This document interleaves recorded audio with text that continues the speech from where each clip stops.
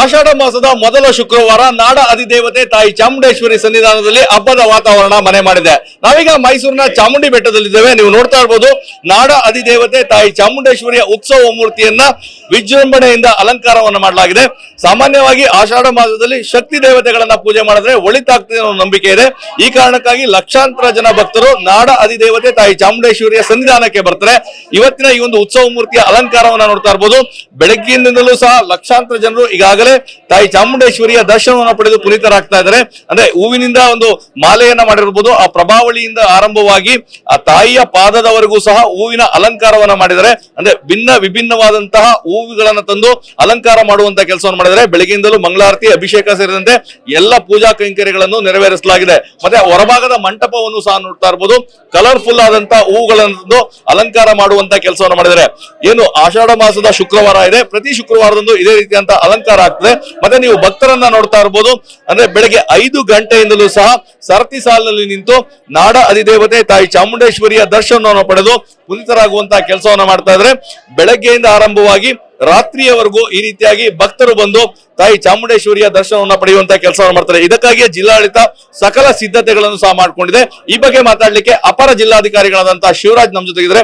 Sir, ಆಷಾಢ ಮಾಸದ ಶುಕ್ರವಾರ ಲಕ್ಷಾಂತರ ಜನರು ಬೇರೆ ಬೇರೆ ಊರುಗಳಿಂದ, ಬೇರೆ ರಾಜ್ಯದಿಂದ ಬರ್ತಾರೆ. ಏನೆಲ್ಲ ವ್ಯವಸ್ಥೆಗಳು ಚಾಮುಂಡಿ ಬೆಟ್ಟದಲ್ಲಿ ಆಗಿದೆ? ಮೊದಲಿಗೆ ಕರ್ನಾಟಕದ ಎಲ್ಲ ಜನತೆಗೆ ನಮ್ಮ ಆಷಾಢ ಮಾಸದ ಶುಭಾಶಯಗಳನ್ನ ಕೋರ್ತಾ, ನಾಡಿನ ಅಧಿದೇವತೆಯಾದ ಚಾಮುಂಡೇಶ್ವರಿಯ ಈ ಒಂದು ವರ್ಧಂತಿಯ ಸಮಯದಲ್ಲಿ ನಾಡಿನ ಎಲ್ಲ ಮೂಲೆ ಮೂಲೆಗಳಿಂದ, ದೇಶ ವಿದೇಶಗಳಿಂದ ಭಕ್ತಾದಿಗಳಲ್ಲಿ ಆಗಮಿಸ್ತಾರೆ. ಆ ದೃಷ್ಟಿಯಿಂದ ಮಾನ್ಯ ಮುಖ್ಯಮಂತ್ರಿಗಳು, ಉಪಮುಖ್ಯಮಂತ್ರಿಗಳು, ಸ್ಥಳೀಯ ನಮ್ಮ ಜನಪ್ರತಿನಿಧಿಗಳು, ಮಾನ್ಯ ಉಸ್ತುವಾರಿ ಸಚಿವರು ಹಾಗೂ ಮಾನ್ಯ ಜಿಲ್ಲಾಧಿಕಾರಿಗಳ ನಿರ್ದೇಶನದಂತೆ ನಾವು ಎಲ್ಲ ರೀತಿಯ ವ್ಯವಸ್ಥೆಯನ್ನು ಮಾಡ್ಕೊಂಡಿದ್ದೇವೆ. ಬ್ಯಾರಿಕೇಡ್ ವ್ಯವಸ್ಥೆ, ಕುಡಿಯುವ ನೀರಿನ ವ್ಯವಸ್ಥೆ, ಶೌಚಾಲಯ ವ್ಯವಸ್ಥೆಯಿಂದ ಹಿಡಿದು ಪ್ರತಿಯೊಂದು ಸಹ ಸರತಿ ಸಾಲಿನಲ್ಲಿ ಅವರು ಹೇಗೆ ನೆಮ್ಮದಿಯಾಗಿ ಬಂದು ತಾಯಿಯ ದರ್ಶನವನ್ನ ಮಾಡಿ ಪುನೀತರಾಗಿ ಹೋಗ್ಲಿಕ್ಕೆ ಏನೆಲ್ಲ ಸಕಲ ಸೌಲಭ್ಯಗಳು ಬೇಕು ಮಾಡಿದ್ದೇವೆ. ನಾವು ಒಂದು ರಿಕ್ವೆಸ್ಟ್ ಮಾಡೋದೇನೆಂದ್ರೆ, ಭಕ್ತಾದಿಗಳಲ್ಲಿ ಸಕಾಲಕ್ಕೆ ಬಂದು ತಾವು ಸರದಿ ಸಾಲಿನಲ್ಲಿ ಬಂದು ನಾವೇನು ಸೌಲಭ್ಯಗಳನ್ನ ನೀಡಿದ್ದೇವೆ ಅದನ್ನ ಬಳಸ್ಕೊಂಡು ತಾಯಿಯ ದರ್ಶನವನ್ನ ಪಡೆದು ತಾವು ಕೃತಾರ್ಥರಾಗಬೇಕು ಅಂತ ಕೇಳ್ಕೊಳ್ತೇನೆ. ಈಗ ಉಚಿತ ಬಸ್ ಸೇವೆಯನ್ನ ನೀಡಿದರೆ, ಖಾಸಗಿ ವಾಹನಗಳಿಗೆ ನಿರ್ಬಂಧ ವಿಧಿಸಲಾಗಿದೆ. ಯಾವ ರೀತಿ ಇದೆ ವ್ಯವಸ್ಥೆ ಅಂತ? ಹೌದು, ಈಗ ಏನು 5 ದಿನಗಳು, ನಮ್ಮ 4 ಶುಕ್ರವಾರಗಳು ಮತ್ತು ವರ್ಧಂತಿಯ ದಿನ ನಾವು ದೇವಾಲಯದ ವತಿಯಿಂದಲೇ ನಾವು ಉಚಿತವಾಗಿ ಬಸ್ ಸೌಲಭ್ಯವನ್ನು ನೀಡಿದ್ದೇವೆ. ಉಳಿದ ದಿನಗಳಲ್ಲಿ ಏನು ಸ್ತ್ರೀ ಶಕ್ತಿ ಯೋಜನೆ ಇದೆ ಮತ್ತು ಪಾವತಿ ಆಧಾರದ ಮೇಲೆ ಎಲ್ಲರೂ ಸಹ ಬರ್ಬೋದಾಗಿದೆ. ಖಾಸಗಿ ವಾಹನಗಳಿಗೆ ನಿರ್ಬಂಧ ಇದೆ. ಹೌದು. ಈಗ ಬೆಳಗಿನಲ್ಲೂ ಸಹ ಆಷಾಢ ಮಾಸ ಅಂದ್ರೆ ಶಕ್ತಿ ದೇವತೆಗಳಿಗೆ ವಿಶೇಷವಾದಂತಹ ಒಂದು ಶಕ್ತಿ ಇರ್ತದೆ, ದರ್ಶನ ಪಡಿಬೇಕು ಅಂತ ಹೇಳಿ ಯಾವ ರೀತಿ ಪೂಜಾ ಕೈಂಕರ್ಯಗಳಾಗ್ತಾ ಇದೆ? ಯಾ ದೇವಿ ಸರ್ವಭೂತೇಶು ಶಕ್ತಿ ರೂಪೇಣ ಸಂಸ್ಥಿತ, ನಮಸ್ತಸ್ಯೇ ನಮಸ್ತಸ್ಯೇ ನಮಸ್ತಸ್ಯೇ ನಮೋ ನಮಃ. ಆಷಾಢ ಮಾಸ ಅಂತಕ್ಕಂಥ ಬಹಳ ಒಂದು ವಿಶೇಷವಾದ ಮಾಸ. ಏಕೆಂದ್ರೆ ಯಾವುದೇ ಶುಭ ಮಂಗಳ ಕಾರ್ಯಗಳಿಲ್ಲದೆ ಇರೋದ್ರಿಂದ ಕುಟುಂಬ ಸಮೇತರಾಗಿ ಸೇವೆ ಮಾಡಬೇಕಿದ್ರೆ ಆಷಾಢ ಮಾಸ ಅಂತ ಹೇಳಕ್ಕೆ ಇಷ್ಟಪಡ್ತೀನಿ. ಈಗ ಶ್ರಾವಣ ಮಾಸದಲ್ಲಿ ವಿಷ್ಣುಗೆ ಆರಾಧನೆ ಮಾಡ್ತೀವಿ, ಕಾರ್ತಿಕದಲ್ಲಿ ಶಿವನಿಗೆ ಆರಾಧನೆ ಮಾಡ್ತೀವಿ. ಅದೇ ರೀತಿಯಾಗಿ ಶಕ್ತಿ ಆರಾಧನೆ ಮಾಡ್ತಕ್ಕಂಥದ್ದು ಆಷಾಢ ಮಾಸ ಅಂತ ಹೇಳಿರ್ತಕ್ಕಂಥದ್ದು. ಯಾಕೆಂದ್ರೆ ಯಾವ ಒಂದು ಮುಂಜಿ, ಮದುವೆ, ನಾಮಕರಣ ಆಗಲಿ ಯಾವುದೇ ಶುಭ ಮಂಗಳ ಕಾರ್ಯ ಇಲ್ಲದೆ ಇರೋದ್ರಿಂದ ಕುಟುಂಬ ಸಮೇತರಾಗಿ ಅವಕಾಶ ಸಿಗೋದು ಆಷಾಢ ಮಾಸ ಅಂತ ಹೇಳಕ್ಕೆ. ಶಕ್ತಿ ಆರಾಧನೆ ಮಾಡ್ತಕ್ಕಂಥ ಬಹಳ ವಿಶೇಷವಾಗಿರ್ತಕ್ಕಂಥದ್ದು ಮಾಸ ಅಂದ್ರೆ ಪೂರ್ತಿ ಪೂಜೆ ಮಾಡಬೇಕು ಅಂತ ಹೇಳ್ತೇನೆ.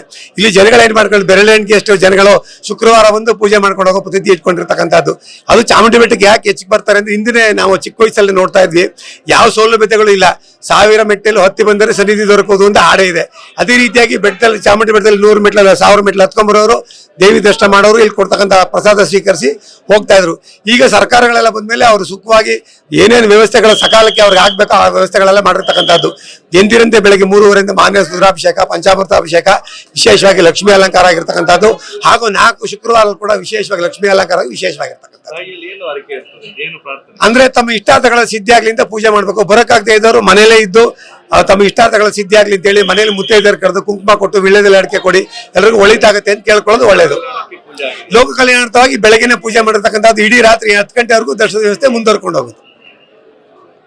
ಇದು ದೇವಸ್ಥಾನದ ಪ್ರಧಾನ ಅರ್ಚಕರಾದಂತಹ ಡಾಕ್ಟರ್ ಶಶಿಶೇಖರ್ ದೀಕ್ಷಿತ್ ಅವರ ಮಾತುಗಳು. ಈಗಾಗಲೇ ಪೂಜಾ ಕೈಂಕರ್ಯಗಳು ಬೆಳಗಿಂದ ಆರಂಭವಾಗಿವೆ. ನಾಡು ಸುಭಿಕ್ಷವಾಗಿರ್ಲಿ, ಎಲ್ಲವೂ ಒಳಿತಾಗ್ಲಿ, ಎಲ್ಲೆಡೆ ಶಾಂತಿ ನೆಮ್ಮದಿ ನೆಲೆಸಲಿ ಅಂತೇಳಿ ಪ್ರಾರ್ಥನೆಯನ್ನ ಮಾಡಿದ್ರೆ ನಾಡ ಅಧಿದೇವತೆ ತಾಯಿ ಚಾಮುಂಡೇಶ್ವರಿ ಎಲ್ಲವನ್ನೂ ಸಹ ಪೂರೈಸಲಿ ಅನ್ನೋ ಒಂದು ವಿಶ್ವಾಸವನ್ನ ವ್ಯಕ್ತಪಡಿಸಿದ್ದಾರೆ. ಚಾಮುಂಡಿ ಬೆಟ್ಟದಿಂದ ಕ್ಯಾಮರಾ ಪರ್ಸನ್ ರಘು ಜೊತೆ ರಾಮ್, TV9 ಮೈಸೂರು.